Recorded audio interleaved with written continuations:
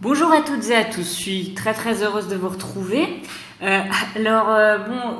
Comment vous dire? Bon, là j'ai pas pu modifier je vais retrouver voilà de quoi vous montrer les choses. Donc j'ai pas pu modifier G3 et G3.2, hein, on s'en fiche un petit peu là pour le coup de l'ordre dans lequel c'est fait, mais j'ai choisi de traiter l'Afrique après l'Amérique parce que c'est plus facile et que je préfère en période de confinement et de distance commencer par les chapitres donc les plus faciles, sauf que bon, j'avais modifié mon PDF mais j'ai dû changer d'ordinateur parce que j'avais un problème de micro, donc bon, des petits problèmes logistiques, pas très graves, mais qui feront que ce sera écrit G3.2, mais ça veut dire qu'on le fait en deuxième chapitre au lieu de troisième chapitre contre l'Asie du Sud et de l'Est qu'on finira, qui n'est pas non plus très difficile, mais je préférais commencer par l'Afrique parce qu'en plus ce sera assimilé plus rapidement. Donc voilà. Alors, voilà, ça saute toujours un petit peu, hein, mais c'est le meilleur compromis que j'ai. Hein. Je ne vous explique pas la connexion internet que j'ai.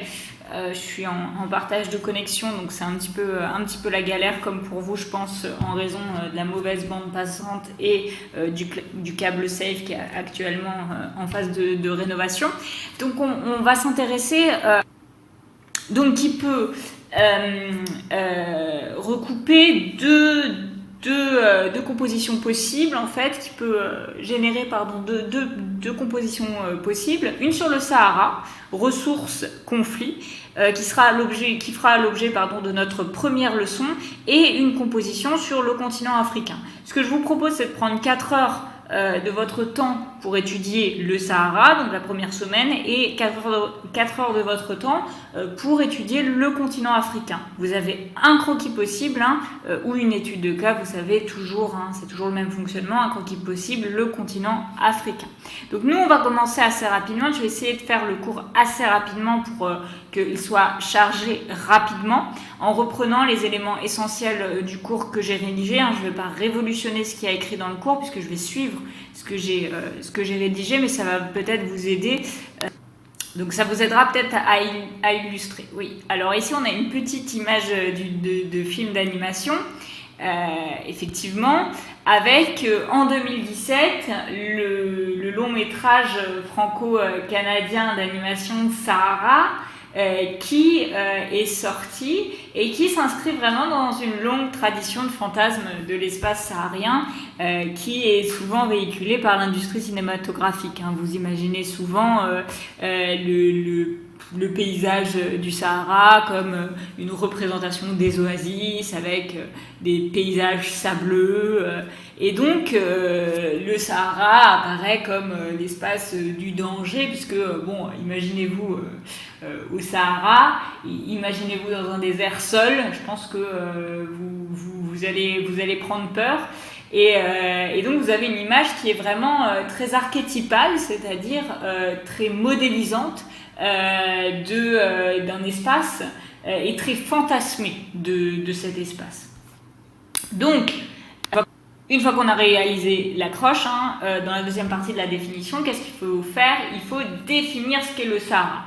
Le Sahara, c'est la moitié de l'Afrique qui est comprise entre le Sahel et la Méditerranée. Le Sahel, c'est une zone géographique, en fait une zone climatique surtout, et son nom signifie grand désert. Hein, c'est pas plus compliqué que ça. Al-Sahara, ça veut dire, pardonnez-moi pour l'accent arabe, hein, grand désert. Sa surface concentre 8,5 millions de kilomètres carrés. C'est pas trop mal de connaître à peu près les surfaces, hein, l'aire géographique.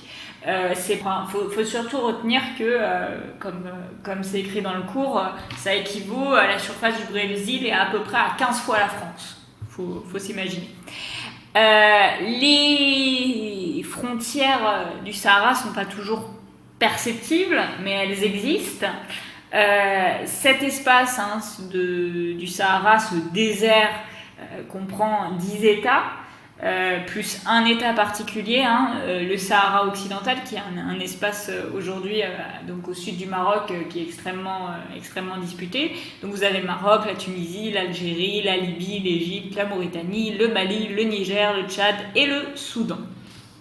Donc, pourquoi est-ce qu'on va pourquoi étudier particulièrement le cas du Sahara?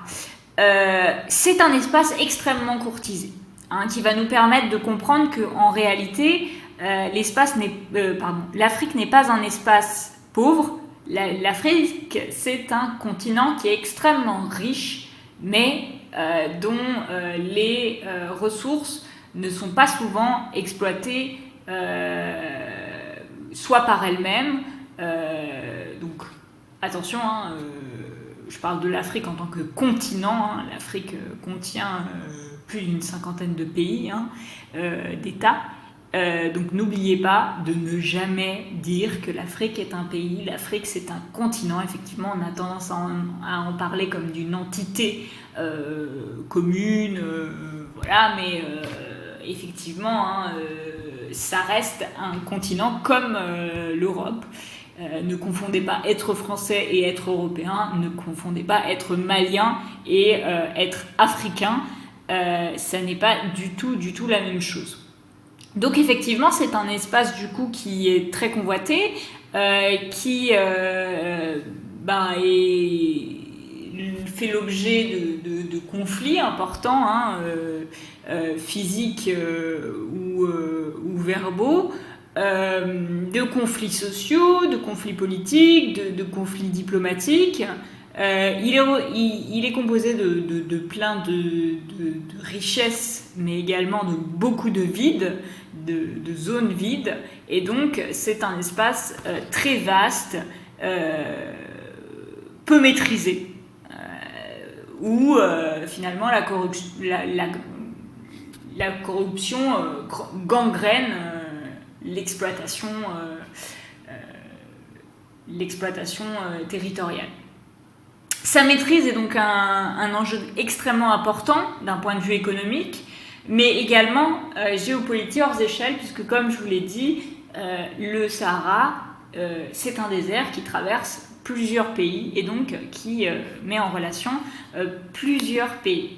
On va donc se demander, problématique suivante, quels sont les enjeux économiques et géopolitiques de l'ensemble saharien.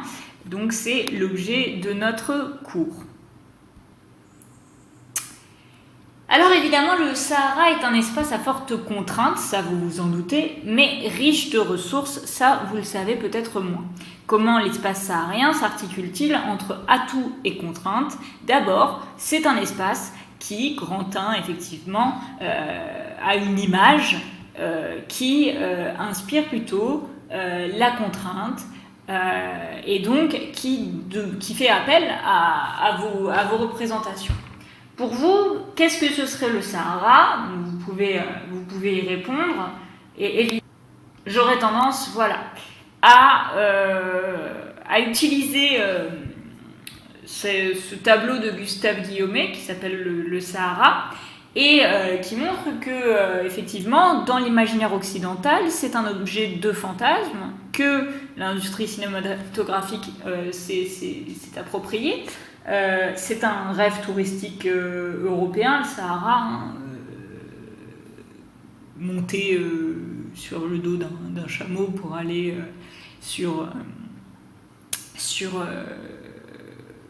vagabonder dans le désert reste une activité très touristique et qui fait l'objet de pas mal de fantasmes chez les Occidentaux. Et donc, qu'est-ce qu'il montre ici? Gustave Guillaumet, il peint un vide immense qui est composé de dunes, de sable, et sur lequel, en fait, se pose un soleil éblouissant. Au centre du désert, vous le voyez bien, une petite carcasse de chameau et le mirage d'une caravane également. On a aussi des représentations plus récentes, même si le Paris-Dakar a été exporté. Le Paris-Dakar était donc nourrissait en tout cas l'imaginaire cet imaginaire-là occidental du Sahara. Le Sahara donc se nourrit d'imaginaire, c'est un espace vaste, d'étendues de sable, des nomades qui y vivent, des oasis, etc. Donc c'est vrai que on a tendance à voir le Sahara comme ça, mais le Sahara c'est un espace en réalité beaucoup plus... Le Paris-Dakar, mais qui est maintenant exporté, me semble-t-il, en Amérique latine, si c'est toujours le cas, d'où la question de rebaptiser en fait le Paris-Dakar, puisque ça n'a plus beaucoup de sens. Et donc c'est un espace plus complexe, comme je vous le disais, deuxième point, très varié et marqué par de fortes contraintes naturelles. Et oui, je pense que vous ne saviez pas, mais regardez la photo de droite, ça aussi c'est le Sahara. Et ça, on dirait pas, à première vue, c'est pas ce qui hante nos représentations. Pourtant, l'espace saharien dépasse, je vais y arriver, les idées stéréotypées. Il est marqué par de fortes contraintes naturelles. Le Sahara, donc, c'est un espace qui est animé par de fortes contraintes naturelles, puisqu'il s'agit d'un désert. Seulement, il est composé uniquement de 20% de sable et 80% reste des montagnes, en fait. Donc, ça veut dire que, vous voyez, votre imaginaire du Sahara ne correspond pas à la réalité. On a des grands déserts de pierre, ce qu'on appelle des regs, et on a de grands massifs également, comme le massif du Tibesti que vous verrez dans le cours au nord du Tchad, mais c'est pas la peine de connaître forcément tous ces détails. Mais gardez bien à l'esprit que c'est vraiment un espace qui va au-delà de vos représentations et qui doit être... qui ne peut être en tout cas circonscrit par les simples représentations que vous en avez. La massivité de cet espace le rend difficilement pénétrable, il est difficile d'y aller, on a beaucoup de plateaux entaillés, des massifs montagneux, vous voyez, des grandes montagnes, donc c'est compliqué. Pour vous dire, le mont culminant au Tchad, il fait 3400 mètres. Imaginez que le Piton des Neiges, je ne sais pas si vous l'avez déjà gravi, mais ça fait 3069 mètres. Je peux vous dire que ça fait mal aux jambes. Souvent, on ne le fait pas en un jour. Parfois, les petits joueurs comme moi, on le fait en ayant passé une nuit au gîte. Mais ça fait mal. Ça fait très très mal aux jambes et il fait très très froid. Donc, ce n'est pas un endroit qui est facile d'accès. Le désert, une forte aridité, ça veut dire qu'il n'y a pas beaucoup d'eau. Donc, très peu de précipitations. Et des températures qui sont supérieures à 50 degrés et qui peuvent aller jusqu'à moins 5 degrés. Et oui, dans un désert, il peut faire très froid. L'eau y est très rare donc, et le développement de l'agriculture et de l'élevage est difficile en dehors des oasis. Donc effectivement, on voit bien qu'il s'agit d'un espace qui est marqué par de fortes contraintes naturelles, mais qu'il ne faut pas limiter à vos simples représentations. Ici, vous avez donc le massif du Tibesti, une partie du massif, avec le volcan éteint de l'Emikoussi qui culmine à 3400 mètres. Donc c'est ça aussi, le paysage du Sahara, et on voit effectivement une forte aridité puisqu'on a de très très faibles précipitations. Ici vous avez donc un diagramme ombrothermique qui vous permet de mesurer la chaleur et la température en fonction des mois de l'année, et les précipitations. Donc les précipitations sont ici, les températures ici. Ici, vous avez la courbe des températures et ici, vous avez le degré de précipitation, la quantité de précipitation, pour être plus précise, en millimètres. Donc vous voyez qu'on a très très peu de précipitations et effectivement, on a quand même des températures qui sont excessivement élevées, mais qui peuvent baisser, puisque là, on est uniquement dans le cas de la Mauritanie. Mais malgré tout, contrairement à ce que vous pouvez encore croire, ça n'est pas un espace complètement désert, c'est un espace habité, mis en valeur et exploité. C'est donc un espace traversé et qui est peuplé. Le Sahara, c'est un espace désertique et hostile, mais qui est traversé par des routes de commerce qui sont héritées notamment de la traite des esclaves entre les 8e et 15e siècles, à l'heure donc du rayonnement des grands empires africains, l'empire du Ghana, l'empire Songhai et l'empire du Mali. Donc il a été peuplé très tôt. Ce n'est pas un espace vide, parce qu'il est traversé donc par des routes anciennes, par des camions, des chemins de fer. Les modes de transport sont extrêmement variés.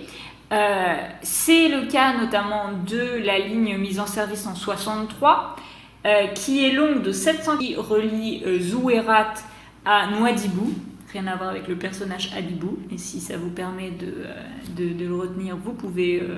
peut-être que vous êtes un petit peu trop jeune pour vous rappeler ça. Donc de Zouérat à Nouadhibou, qui accueille des trains qui font jusqu'à 2,5 km. Non, vous ne rêvez pas, le train fait bien, il n'y a pas d'erreur, le train fait bien 2,5 km. Donc c'est pour vous dire à quel point il s'agit d'un espace quand même qui est traversé, qui est fréquenté, au moins pour les échanges commerciaux. L'espace est donc relativement dynamique puisque les routes permettent partiellement de le désenclaver. Désenclaver, ça veut dire une enclave, c'est un espace qui est isolé. Et bien là, ça lui permet de rompre avec l'isolement.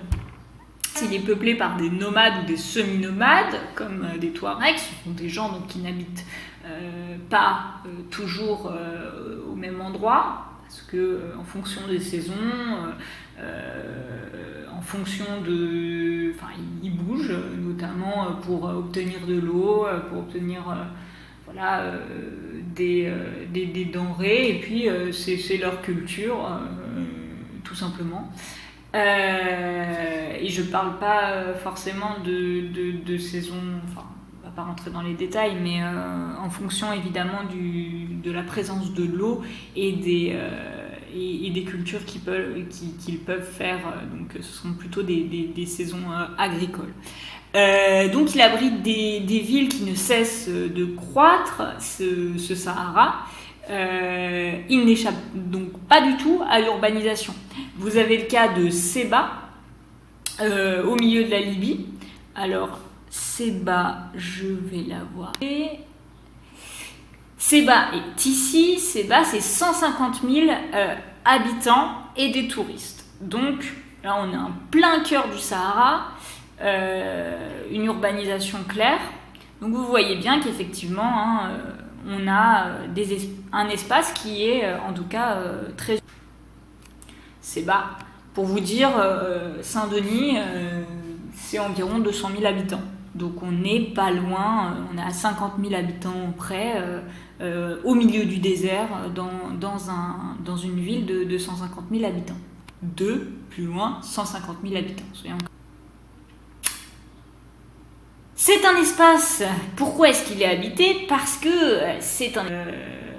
contient des ressources et qui est aménagé justement pour les exploiter et les convoiter, ces ressources en particulier.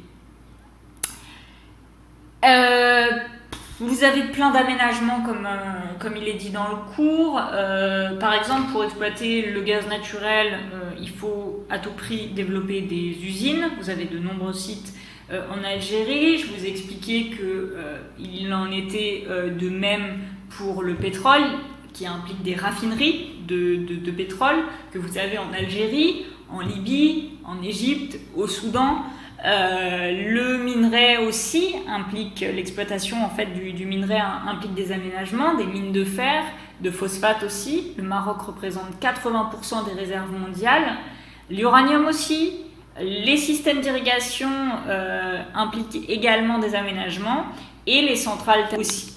Donc on a énormément d'aménagements qui justifient, ou des besoins d'aménagement pour développer ce qu'on va appeler une économie de rente. Une économie de rente, c'est une économie qui est fondée dans les pays, la plupart, une bonne partie des pays africains, une économie qui est fondée sur l'exploitation de matières premières et la revente de matières premières, particulièrement, même si c'est un petit peu plus compliqué que ça. On va... Donc vous voyez, hein, là vous avez des centrales thermosolaires, ça implique évidemment des aménagements. Toujours important hein, d'illustrer vos... par des paysages en fait, pour que vous les ayez en tête. N'oubliez pas tout ça, n'hésitez pas à aller chercher des images pour vous représenter un petit peu, parce que le Sahara c'est aussi ça en fait. Le Sahara c'est donc un espace qui est politiquement fractionné, parce qu'on en a parlé un petit peu comme d'un ensemble climatique, un ensemble physique, sans dissocier un petit peu les États, mais c'est un ensemble aussi politiquement fractionné, inégalement maîtrisé et marqué par de multiples conflits. Donc pourquoi le Sahara est-il considéré comme une zone grise? Ce qu'on va appeler une zone grise, c'est une zone où il y a des conflits, qui est très peu contrôlée, qui est en partie... qui fait partie de ce qu'on va appeler l'antimondialisation, c'est-à-dire finalement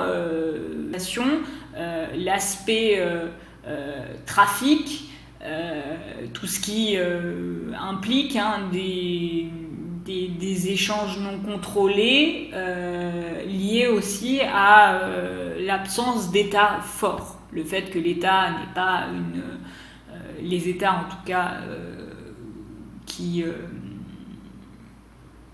sont traversés par le Sahara n'est pas particulièrement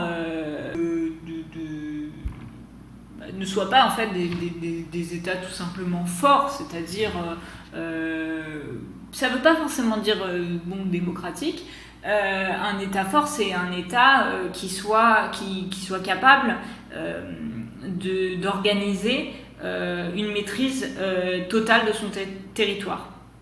Là, il n'y a pas de maîtrise totale de la totalité, en tout cas des territoires du Sahara, traversés par le Sahara ou traversant le Sahara en fonction de vos considérations. Donc, pourquoi c'est un espace ni incontrôlable, ni incontrôlé non plus? C'est un petit peu particulier. Le Sahara, c'est une zone de grande instabilité à toutes les échelles. Vous avez des facteurs de déstabilisation qui sont polymorphes, c'est-à-dire qui prennent plusieurs formes, qui sont soit endogènes, soit exogènes. Endogènes qui viennent de l'intérieur, exogènes qui viennent de l'extérieur.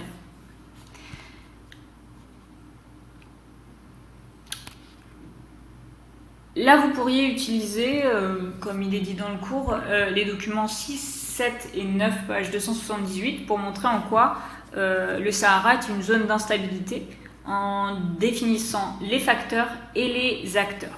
Vous avez plusieurs éléments, donc les éléments endogènes, c'est-à-dire intérieurs. Vous avez de nombreux conflits interétatiques et intra-étatiques. Par exemple, interétatique, frontalier, hein, pour le coup, entre le Sahara occidental et le Maroc, par exemple. Le Maroc qui ne veut pas reconnaître le Sahara occidental. Intra-étatique avec le Soudan. Au Soudan, il y a en 2011 une scission qui a vu se créer un Soudan du Sud. Vous avez eu des révolutions politiques en 2011, par exemple, parfois suivies de guerres, comme en Libye, depuis la chute de Kadhafi notamment. après les printemps arabes. Puis des rébellions de peuples nomades comme les Touaregs, qui est une partie du nord du Mali qui s'est autoproclamée indépendante en 2012 et qu'on appelait l'Azawad. Il suffit de regarder un petit peu, vous allez sur YouTube, vous cherchez des documents de France 24, voilà, si vous tapez Azawad, vous allez comprendre un petit peu. Ça sert à rien de connaître dans le détail les conflits. Les conflits au Sahara et les conflits internes aux pays traversés par le Sahara. C'est pas particulièrement utile, mais il faut comprendre que ces conflits, en tout cas, génèrent une instabilité politique et un manque de maîtrise de cet espace. Vous avez également des facteurs exogènes, c'est-à-dire extérieurs, comme le terrorisme, des enlèvements récurrents, des pressions d'attentats. On se rappelle l'attentat de Mogadiscio le 14 octobre 2017, qui a fait près de 360 morts. Ensuite, on a des axes de circulation de migrants subsahariens clandestins. Il n'y en a pas énormément vis-à-vis de... si on considère tout simplement... non, c'est pas utile forcément. Juste une chose importante, vous dire que oui, il y a des axes de circulation de migrants subsahariens clandestins. Ça veut dire qu'il y a des migrants d'Afrique subsaharienne qui tentent de passer le Sahara, mais que la plupart des migrations dans le continent africain en fait sont intra en fait africaines entre les pays d'Afrique au sein même des pays du continent africain. Vous avez ensuite donc des trafics et flux d'armes, aussi de drogue, qui transitent via l'Amérique latine. Et puis la présence ou l'intervention militaire, notamment des interventions françaises, qui expliquent donc qu'on a une certaine instabilité. On a donc des facteurs endogènes et exogènes pour pouvoir un petit peu illustrer tout ça. Il suffit d'écouter la chanson de Souchon. Je vous l'aurais chantée en classe, mais là pour le coup regardez les battles de The Voice, je crois que je suis pas à la hauteur encore, mais pas loin. Du coup vous pouvez écouter cette chanson qui vous fera un petit peu comprendre le contexte politique soudanais. Voilà, donc pour les facteurs exogènes, on est ici sur l'attentat de Mogadiscio et puis tout ce que je vous ai dit un petit peu. Donc le Sahara connaît une instabilité qui est alimentée par des acteurs multiples et notamment extérieurs. Cette instabilité, elle est alimentée par de nombreux acteurs. On a parlé un petit peu plutôt des facteurs. Maintenant, on va plutôt parler des acteurs qui sont à l'origine de ces instabilités. On a déjà les États sahariens et leur armée, puis les populations, notamment les Touaregs, les populations subsahariennes.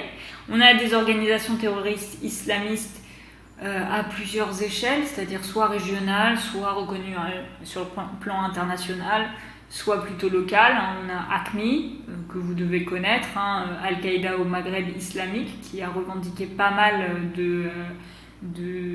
d'attentats. Ansar Din, Mujao, Shabab, dans une moindre mesure on a Boko Haram qui s'est pas mal illustré ces dernières années avec l'enlèvement de femmes, mais dont l'influence est moins saharienne que sahélienne. On ne va pas rentrer dans le détail, pareil. En tout cas, vous savez que vous avez des organisations terroristes dans dans cette zone-là.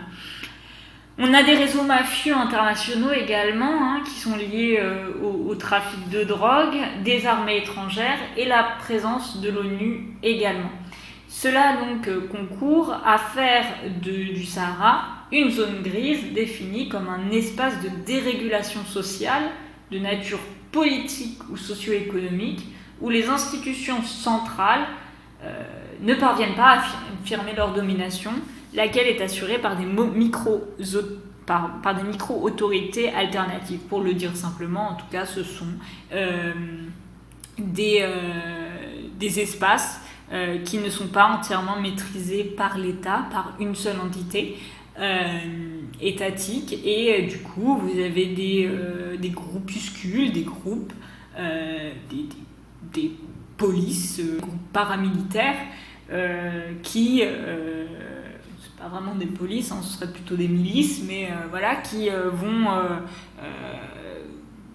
exercer une autorité sur un petit espace plus ou moins important, puisqu'il n'y a pas d'État fort. Donc on arrive ici. Hop. Voilà. Donc effectivement, le Sahara est un enjeu stratégique pour les grandes puissances internationales. Quel est le lien avec ce qu'on vient de dire avant ? On vient de dire qu'il y avait énormément d'acteurs. Pourquoi il y a énormément d'acteurs qui s'intéressent au Sahara ? C'est parce que le Sahara est un enjeu stratégique pour les grandes puissances internationales. Ce qui fait que l'espace saharien devient dépendant. On va l'expliquer. Les enjeux stratégiques des grandes puissances, c'est-à-dire donc les États et les grandes firmes transnationales. L'instabilité de la zone est notamment liée au fait que le Sahara soit un objet de convoitise régionale mais aussi internationale. Il est marqué par les stigmates de la colonisation en partie et il doit faire face aux velléités, aux volontés d'appropriation des richesses qu'il contient. Ok ? Donc, parfois, ça amène au soutien des régimes autoritaires de la part des démocraties, de certaines démocraties internationales, en échange d'accords qui permettent donc aux dirigeants de prendre possession des rentes, c'est-à-dire d'une bonne partie de l'argent généré par l'exploitation des richesses. Donc il y a pas mal de corruption, c'est ce qu'on appelle, en tout cas c'est ce que Bayard appelle la politique du ventre. C'est quelque chose qui existe, c'est un concept qui est développé par Jean-François Bayard et qui permet notamment donc l'appropriation des réserves d'uranium par Areva, qui est une FDN française. 87% des parts sont détenues par l'État français. Un tiers de l'uranium est nécessaire aux 58 réacteurs français qui proviennent finalement du Niger. Un quart de la production d'uranium d'Areva en 2008 est extraite au Niger. C'est le pôle minier le plus rentable au monde du chiffre d'affaires d'Areva et 40% des investissements bruts entre 2007 et 2011. Cependant, donc, ça ne concerne pas du tout que la France. La Libye exporte 80% de son pétrole de l'autre côté de la Méditerranée.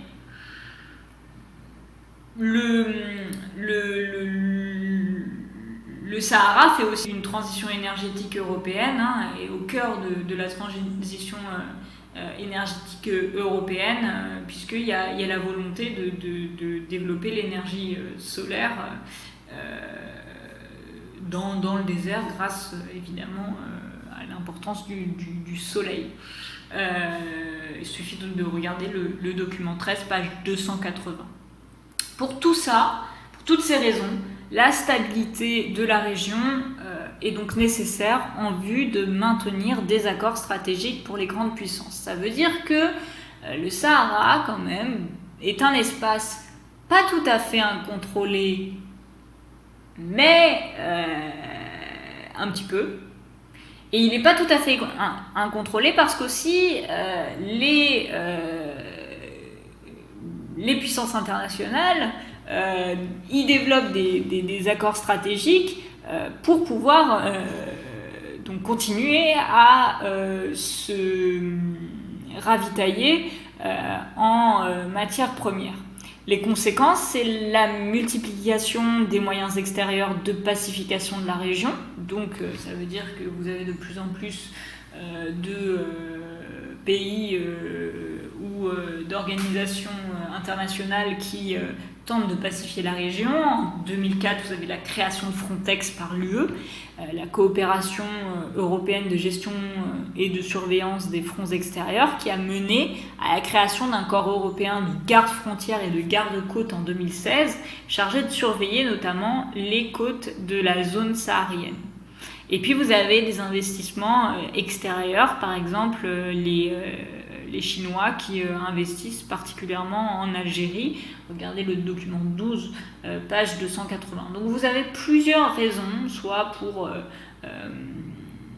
on essaye de contrôler le Sahara pour éviter l'immigration illégale, soit pour également permettre d'exploiter... de garder cette rente et en tout cas ces matières premières, de pouvoir exploiter l'importance de ces matières premières. Donc, effectivement, donc là vous avez l'idée que le Sahara est un producteur d'énergie. Et enfin, finalement, le Sahara devient dépendant, mais à la fois est inséré dans la mondialisation. Je vous ai expliqué un petit peu qu'il s'agissait d'un espace assez incontrôlé, mais qui bénéficie de ressources, donc qui finalement fait l'objet de pas mal de convoitises internationales, qui du coup s'organisent pour assurer une sécurité relative de l'espace saharien, qui rendent finalement cet espace saharien dépendant, on va voir pourquoi, mais qui font qu'il est intégré quand même dans la mondialisation. Évidemment, pourquoi l'espace saharien est dépendant de l'extérieur? Parce que la majeure partie de son attractivité économique est liée aux convoitises extérieures. Rappelez-vous l'exemple d'Areva. L'espace saharien apparaît donc comme dépendant. Son économie, elle est vulnérable, elle dépend des interventions extérieures et surtout, comme il ne s'agit pas de vente de produits transformés, finalement, ces matières premières sont soumises à l'évolution des prix. Vous savez qu'il y a un cours du pétrole, il y a un cours des matières premières, avec la bourse de Chicago notamment concernant, là c'est plutôt l'alimentaire, mais on a une évolution du prix des matières premières en fonction de la situation internationale.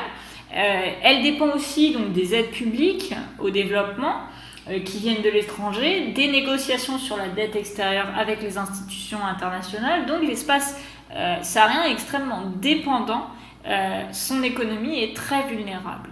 Ce modèle donc n'est pas vecteur vraiment de développement et enrichit finalement aussi la déstabilisation de la région. Parce que ce modèle permet aussi de soutenir des régimes politiques qui sont peu enclins à la stabilité et qui comprend l'antimonde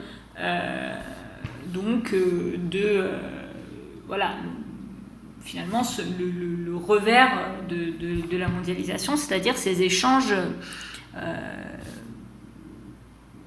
illégaux, ces flux illégaux de drogue, voilà, flux comment dire, pas d'action terroriste, mais ça se dirait pas, mais voilà, flux d'intervenants, donc de terroristes en tout cas, qui peuvent s'organiser. Et cependant, malgré tout, donc, il y a des aspects positifs à cette maîtrise et cette domination par l'extérieur. C'est aussi la possibilité pour cette mondialisation est de garantir sa sécurité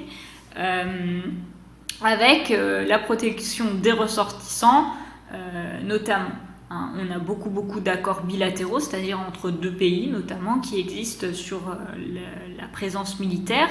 Et donc ça, c'est vraiment très très important. Donc on est sans cesse dans cette ambivalence finalement. Donc voilà, je vous laisse faire là.